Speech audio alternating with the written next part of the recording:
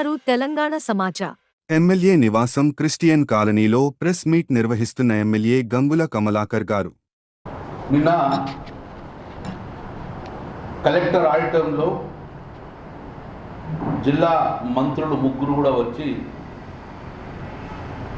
జిల్లాకు సంబంధించిన ఉమ్మడి జిల్లాకు సంబంధించిన ఇన్ఛార్జ్ మంత్రి గారు ఉత్తమ్ కుమార్ రెడ్డి గారు ఆహ్వానిస్తే మేము వెళ్ళడం జరిగింది.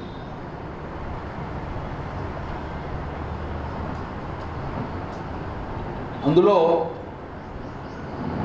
క్లియర్ ఎజెండా కూడా చెప్పడం జరిగింది. ఫుడ్ సెక్యూరిటీ కార్డ్స్ కానీ, రైతు భరోసా కానివ్వండి, ఇందిరమ్మ ఇల్లు కానివ్వండి, రైతు కూలీలకు కూడా 12,000 ఆనోర్యం కానీ, ఇవన్నిటి గురించి ఎజెండా చూస్తే ప్రజలకు సంబంధించిన ఇష్యూ కదా. డెఫినెట్గా ప్రజా సమస్యలు ఏదైతే ఉన్నాయో అవి ప్రభుత్వం దృష్టికి తీసుకెళ్ళాలి, ఉత్తమ్ కుమార్ రెడ్డి గారి దృష్టికి తీసుకెళ్లాలని చెప్పేసి మేము అటెండ్ కావడం జరిగింది. అందరం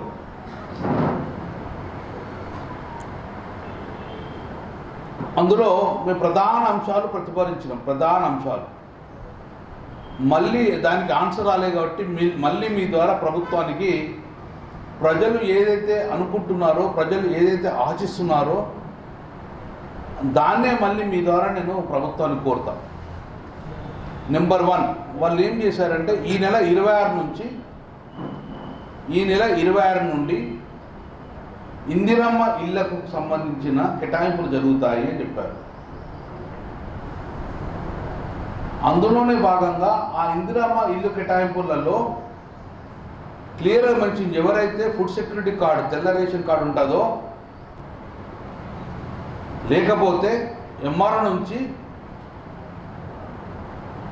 సర్టిఫికేట్ తీసుకోవాలి, బిలో ప్రావర్టీ లైన్ యొక్క సర్టిఫికేట్ తీసుకోవాలని చెప్పేసి కూడా అందులో మెన్షన్ చేయడం జరిగింది. నేనేమన్నా ఎవరికైతే రేషన్ కార్డు లేదో వాళ్ళు అప్లికే చేసుకోవాలంటే ఫుడ్ సెక్యూరిటీ కార్డు ఇవ్వండి ఫస్ట్, లేదా బిలో ప్రావర్టీ లైన్ యొక్క సర్టిఫికేట్ తీసుకోవాలని కూడా మళ్ళీ ఎంఆర్ఓ దగ్గరికి వెళ్ళాలి. కాబట్టి వాళ్ళకు కూడా అర్హత చెందే విధంగా మొదలు రేషన్ కార్డ్స్ ఇవ్వండి అందరికీ, తర్వాత వారిని కూడా ఇందిరమ్మ ఇళ్ళకు అర్హులుగా చేయమని చెప్తే కూడా దానికి సమాధానం రాలేదు. రెండోది, ఆ సమాధానం ఇవ్వాలని కోరుతున్నాను. మా డిమాండ్ కూడా అదే. ఫస్ట్ అందరికీ రేషన్ కార్డు ఇచ్చిన తర్వాత ఆ రేషన్ కార్డు వాళ్ళు కూడా మళ్ళీ ఇందిరమ్మ అప్లికేషన్ చేసే విధంగా మీరు వారికి అవకాశం ఇవ్వని చెప్తున్నాం.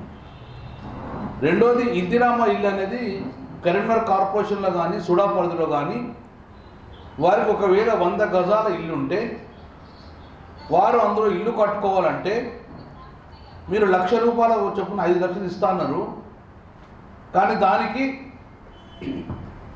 LRS రూపేణ, వివిధ మున్సిపల్ సంబంధించిన రూపేణ సుమారు 1,00,000 నుంచి 1,40,000 వరకు కూడా వారికి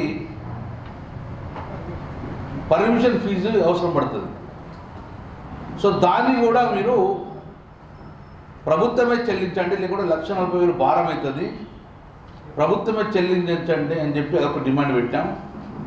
సుడా పరిధిలో కూడా ఉన్నాయన్నీ కూడా గ్రామ పంచాయతీలు అన్నీ కూడా సుడాగా మారినాయి కాబట్టి అవి కూడా దాన్ని కూడా ఆ పర్మిషన్ ఫీ కూడా మీరు ఇందిరమ్మ ఇళ్లలోనే చేర్చాలి, లబ్ధిదారికి రూపాయి కూడా బటన్ కాకుండా ఇల్లు కట్టియమని చెప్పేసి రెండో డిమాండ్ చెప్పడం జరిగింది.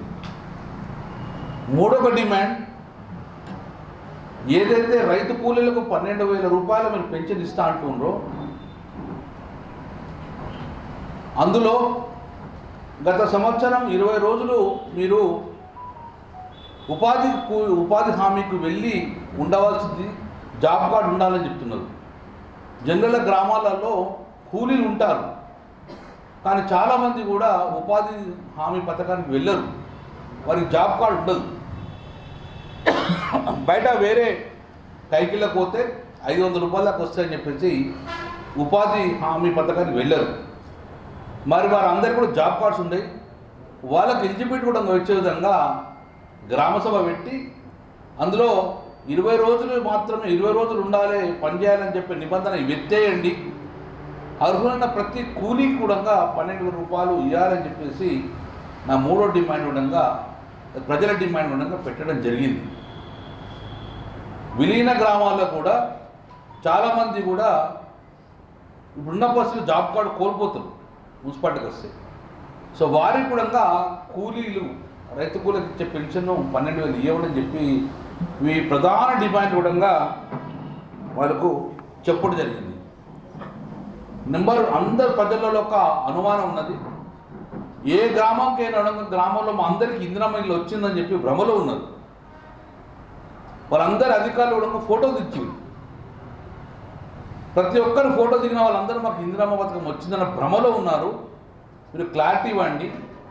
వారందరికీ ఇందిరమ్మ ఇల్లు వచ్చినాయా, లిస్ట్లో వాళ్ళ పేర్లు ఉంటాయా, ఇస్తే వాళ్ళందరికీ ఇస్తారా, ఎన్ని దఫాలు ఇస్తారు, ఏ రూపకంగా ఇస్తారు అని చెప్పేసి దాన్ని క్లారిటీగా చెప్పమని చెప్తే ఇవన్నీ రాసుకున్నారు.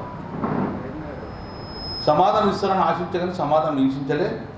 మీరు దయచేసి ప్రజలకి క్లారిటీ ఇవ్వాలని చెప్పి మరొక్కసారి మీ ద్వారా మేము డిమాండ్ చేస్తున్నాం. ఆయన కౌశిక్ రెడ్డి ఏమడిగింది? గొడవపెట్టి కొట్టిండా? కొట్టలే కదా. పరస్పర మాట్లాడుకుని ఇట్లా చాలా జరిగినాయి, చాలా చోట్ల జరిగినాయి, చాలా సందర్భాలు కూడా జరిగినాయి. ఆయన అడిగిన దాన్ని కూడా మళ్ళీ సూటిగా అడుగుతున్నాడు. ఏ పార్టీని అడిగిండు? అప్పుడప్పుడు చెప్పలేదు నేను కాంగ్రెస్ పార్టీ అని సభ్యతించుకొని అప్పుడు కభ్యతించుకుంటా అని చెప్పిండు. కాబట్టి నేను మళ్ళీ కూడా చెప్తున్నాను, ఈరోజు ఒక ఎమ్మెల్యేను స్టేజ్ మీదకి వెళ్ళి అమాయకుల పర్మిషన్ లేకుండా గొరగొర గుంజుకపోవడం అనేది దానికి చాలా బాధాకరము. దాన్ని తీవ్రంగా ఖండిస్తున్నాం. మీరు 3 మంత్రులు ఉండి కూడా పోలీసు వాళ్ళను చర్యలు తీసుకున్నారంటే ఏం చేస్తావు? పోలీసు రాజ్యం చేస్తా అనుకుంటున్నారా మీరు? ఎంతమంది కేసులు పెడతారు మీరు? 3 కేసులు పెట్టిన అంటున్నారు. ఇదివరకు ఎన్ని చట్టసభలలో గొడవ జరగలేదు. ఏ చట్టసభలో పోలీసులు చంద్ర కేసులు పెట్టిండ్రు? జిల్లా రెవెన్యూ మీటింగ్లో ఇక్కడ కేసులు జరిగినాయి ఎప్పుడన్నా? బయట ఏమైనా ధర్నాలు చేస్తే కేసులు పెట్టుకోవచ్చు, కానీ రివ్యూ మీటింగ్లలో తీసుకొచ్చి పోలీసులు గొరగొర గుంజుకుపోతుంటే ఇంకా దాన్ని సమర్థించినది ఆయన మీ తోటి సహచర ఎమ్మెల్యేని కుదరకుండా మీరు దాన్ని ఒక ఎమ్మెల్యే అయితే దాన్ని కొట్టారని తొక్కుర్రి అంటుండ్రు. ఇది ఆ వేదిక బలపరిచిన వేదికనా ఇది? ఇలా అయితే ఎమ్మెల్యేలు వస్తారా? మేమందరం ఏ గౌరవంతో వచ్చాం? మేము ఉత్తమ్ కుమార్ రెడ్డి గారు, మీరు జిల్లా రివ్యూ మంత్రిగా, జిల్లా ఇన్ఛార్జ్ మంత్రిగా మీరు రివ్యూ తీసుకుంటే మేము వచ్చినాం. ఈరోజు కౌశిక్ రెడ్డి గొరగొర పోతుంటే మీరు బాధ్యులు కాదా? మీ ఫెయిల్యూర్ కాదా? మీ ముఖ్యమంత్రి ఫెయిల్యూర్ కాదా? మీరు చెప్తే పోలీసులు కంట్రోల్ ఉండబోనా? ఎక్కడ లేండి ఈరోజు బయటకు వెళ్ళి మేము లోపలికి పోతుంటే, కలెక్టర్ హౌస్ లోపలికి పోతుంటే మొత్తం పోలీసు బలగాలు ఉన్నాయి. ఎమ్మెల్యే దగ్గర ఓనియమని ఇదేం నిర్బంధం? మొదలే తెలుసా మీకు గొడవ అవుతుందని? ఎందుకు కొంతమంది పోలీసులు పెట్టి ఇలా నిర్బంధం చేసే ప్రయత్నం చేస్తున్నారు? మీరు భయప్రాంతాలకు గురి చేస్తున్నారు. మీరు మేము అడిగిన దానికి సమాధానం చెప్పండి క్లియర్గా. ఈరోజు కౌశిక్ రెడ్డిని ఎమ్మెల్యే గొడవ, రేపు పొద్దున ఇంకొక ఎమ్మెల్యే మాట్లాడతారు, వాళ్ళు గొడవ గుంజుకోపోయి కేసులు పెడతారా? 3-4 కేసులు పెట్టుకుంటే ఎంతమంది భయప్రాంతం చేస్తారు, గురి చేస్తారు? ఆన్సర్ ఇవ్వండి మీరు.